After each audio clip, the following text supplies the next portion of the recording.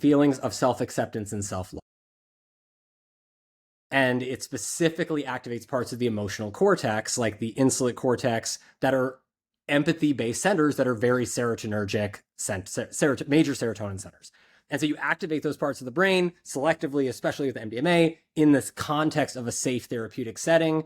And all of a sudden, the patient who's been struggling with maybe decades in the MAPS trials, decades of past unresolved trauma that had never, usually multiple events that have never been responded to any treatment, are feeling safe enough to go back in and reappraise and remake meaning from those past traumatic events,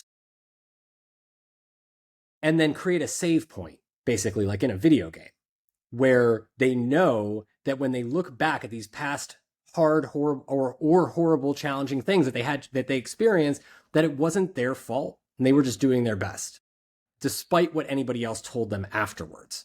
And that radical self-acceptance can be actually like saved in the body. And we've shown that now in a clinical trial with Mount Sinai and MAPS and Arizona State University and others, that you're actually, with MDMA-assisted therapy, you're not just creating clinical improvement of 55% to 67% of people are with 17.6 years of treatment-resistant PTSD being better at 2 months out, but that number goes up at 1 year out with no additional treatment. And so we don't see that we don't see people continue to get better after treatment has stopped, except in very few cases across all of medicine, never in mental health. Like antibiotics are one of those key cases where people do a 1 to 12 week treatment or several day treatment, and they have to do the proper care and dosing and all of that. And it's not hugely effortful, but they get to long-term sustained remission after a certain amount of time. And we're starting to see that when 55% at 2 months goes up to 67% symptom-free, no longer meeting diagnostic criteria for PTSD with no additional treatment, after just 12 weeks and 3 doses and 42 hours of therapy with MDMA, that is changing. That is paradigm shifting, right? And it's all about amplifying safety. So where the future of medicine, of mental health treatment is going, is it's about, and you're following this thread of safety, right?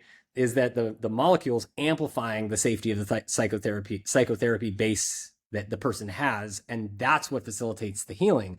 So the way to think about all psychedelics and psychotherapy is they are therapy accelerants. They're not magic.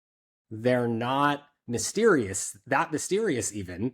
They literally are like throwing some extra high octane fuel on your psychotherapy session, right? Like that's what you're doing. And in doing it in the right way, you can facilitate phenomenal outcomes in people who don't even remember what it feels like to feel good or safe anymore.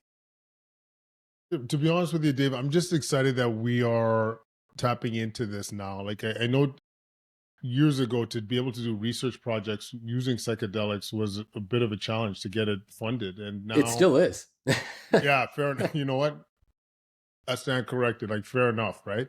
And I really think this is, I mean, it's a pity because we don't want to close doors, especially during a mental health epidemic as we're experiencing here. But it's also crazy to think that we would be closing doors on things that are effective.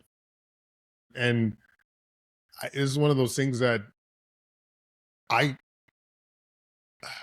can't unsee now. Do you know what I mean? Like, in my world, I also work as a palliative care physician, and this is where a lot of strong evidence was coming through for existential